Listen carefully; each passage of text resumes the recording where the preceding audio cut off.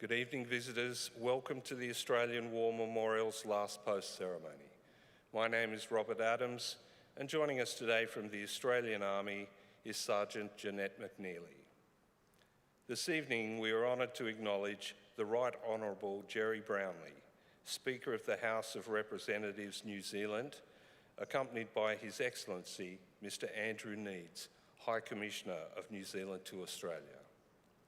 We're also honoured to acknowledge Air Vice Marshal Darren Webb, Chief of the Royal New Zealand Air Force, accompanied by Air Marshal Stephen Chappell, Chief of Air Force, and Mrs. May Chappell. Warrant Officer of the Air Force, Warrant Officer Dwayne Guy Lipsham, Royal New Zealand Air Force, accompanied by Warrant Officer of the Air Force, Warrant Officer Air Force Ralph Clifton, and their accompanying delegations. This evening, we are also honoured to acknowledge 101-year-old veteran of the Royal Australian Air Force, Mr. Charles Reef. Charles flew in Lincoln and Canberra bombers from 1946 to 1978 as a navigator. Sir, we thank you for your many years of dedicated service. As always, we welcome the veterans who have served, those that are still serving, and the families that love and support them. The live stream of this ceremony is made possible by the Returned and Services League of Australia and the RSL and Services Clubs Association. We welcome members who are watching the broadcast of this ceremony across Australia. During this evening's ceremony, wreaths will be laid at the base of the Pool of Reflection by visitors to the memorial and students on behalf of Canobolas Public School visiting from Orange, New South Wales. If you are able, I now invite you to please stand and join in singing the national anthem.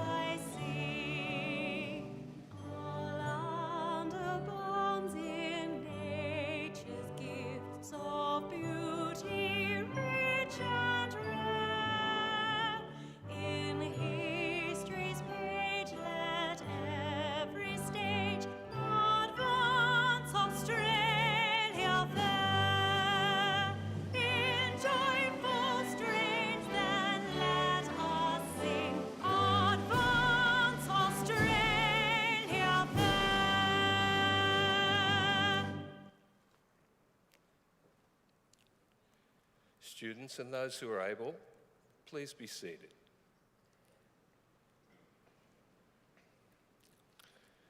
The Australian War Memorial was the vision of Charles Bean, Australia's First World War official historian. Bean landed with the Australian troops on Gallipoli and stayed with them at the front through to the end of the war. The idea of this national memorial and museum came to him at Pozières, France, in the depths of the bloody fighting of 1916. Bean's idea was that this would be a place where families and friends could mourn loved ones buried in faraway places. It would also be a place that could help all Australians understand what these men and women had endured and what they have done for us. Bean's vision, to which we remain true, is best expressed as inscribed in the entrance to the memorial's galleries. Here is their spirit in the heart of the land they loved, and here we guard the record which they themselves made. Tonight we'll read the story behind just one of those on the Roll of Honour, which lists the names of more than 103,000 men and women who have given their lives for us during war and on operations over more than a century. But first we present a lament, Flowers of the Forest. Wreaths or floral tributes will now be laid at the base of the Pool of Reflection.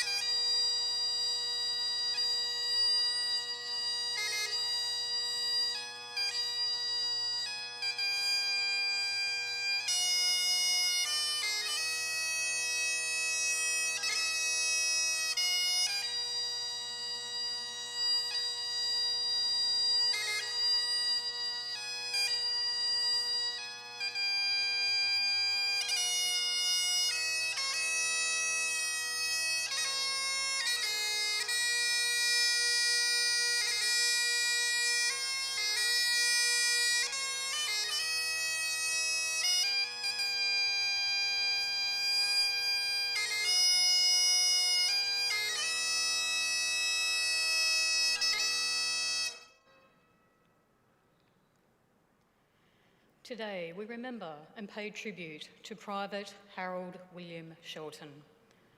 Harold was born on the 10th of June 1894 in Avoca, Tasmania. He was one of 13 children born to Charles and Lucy Shelton of Rose Cottage, Avoca, between 1892 and 1915.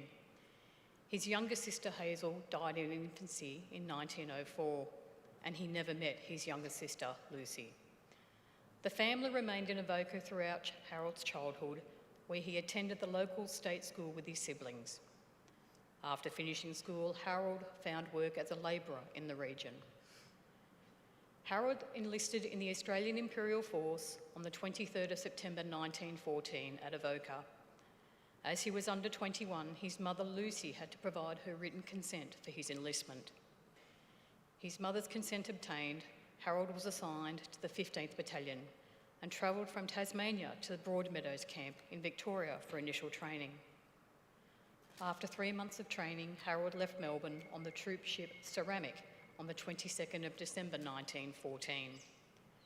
He arrived in Egypt in early 1915 and continued training in camp outside Cairo. He did not participate in the initial landings at Gallipoli on the 25th of April with the rest of the battalion, instead arriving on the peninsula in early June 1915. By this stage, the 15th Battalion was involved in defending the front line of the Anzac beachhead, moving between the trenches and the bivouacs behind the lines. On the 30th of July 1915, Harold was admitted to the 4th Field Ambulance, suffering from gastritis. He recovered quickly and was discharged to duty on the 2nd of August 1915. The 15th Battalion was in bivouacs in Reserve Gully, preparing for its role in the planned August offensive. A series of attacks were planned for the 7th of August, which aimed to enable the Allies to break out of their stalemate and return to the objective of pushing the Ottoman forces off the peninsula and capturing the Dardanelles.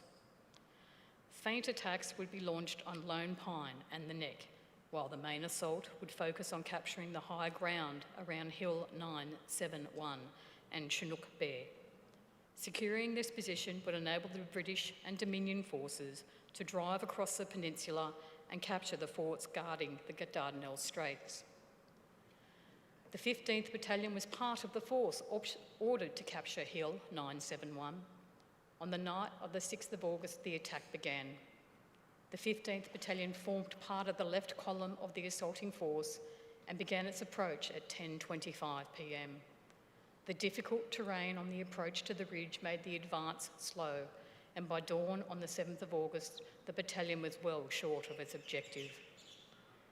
After consolidating the ground gained on the 7th of August, the final assault on the summit of Hill 971 began on the 8th of August. In trying to further its position on the northeastern spur, the 15th Battalion was exposed to heavy machine gun fire. Although some of the ground was gained, the arrival of Ottoman reinforcements forced the 4th Brigade to withdraw. The attempted advance was costly for the 15th Battalion, which incurred 417 casualties over that 48-hour period. On the 9th of August, Harold was reported by his battalion as being missing in action. His fate was confirmed on the 30th of August when a report from the American ambassador at Constantinople listed him among the Australian prisoners of war being held in hospital at Constantinople. On the same day, Harold wrote a letter home to his parents explaining what had happened. During the advance on the 7th of August, he had been badly wounded, receiving 3 gunshot wounds to the groin and 1 to his arm. Delirious and unable to move, he'd been captured by the Ottomans and transported to Constantinople for treatment. Harold reassured his parents that he and the other prisoners were being treated like kings and that he was recovering well. Unfortunately, this was not the case. Harold's injuries, particularly around his groin and abdomen, were severe. He ultimately succumbed to his wounds on the 3rd of September 1915, only 4 days after he had written his letter home. He was only 21 years old. Harold was initially buried in Furi Kai Protestant Cemetery in Constantinople. In 1931, as part of efforts to consolidate the graves of Australian prisoners of war across the Ottoman Empire, Harold's remains were exhumed and reinterred in Haydar Pasha Cemetery, Constantinople. His name is also listed on the Roll of Honour on my right, amongst more than 62,000 Australians who died whilst serving in the First World War. His photograph is displayed today beside the pool of reflection. This is but one of many stories of service and sacrifice told here at the Australian War Memorial. We now remember Private Harold William Shelton, who gave his life for us, for our freedoms, and in the hope of a better world.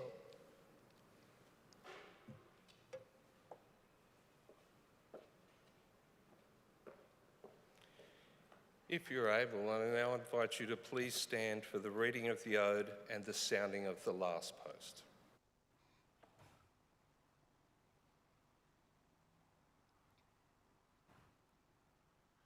They shall grow not old, as we that are left grow old.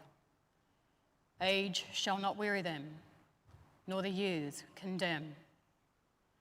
At the going down of the sun, and in the morning, we will remember them.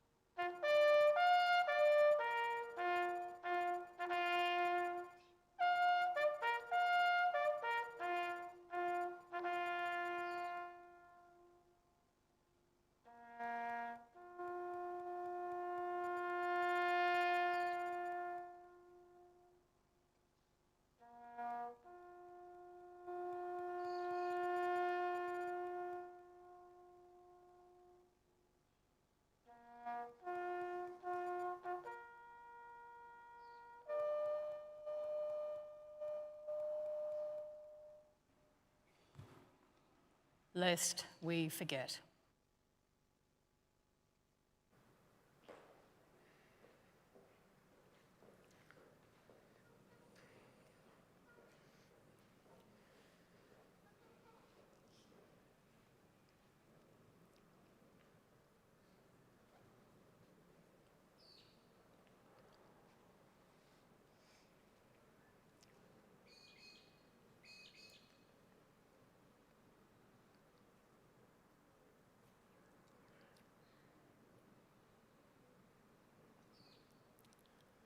We leave you this evening with the words of the memorial's founder, Charles Bean. Many a man lying out there at Pozières or in the low scrub at Gallipoli, with his poor, tired senses barely working through the fever of his brain, has thought in his last moments, well, it's over. But in Australia, they will be proud of this. Ladies and gentlemen, girls and boys, that concludes the last post ceremony. On behalf of the Director, staff and volunteers, thank you for visiting the Australian War Memorial today. We wish you all a very pleasant evening.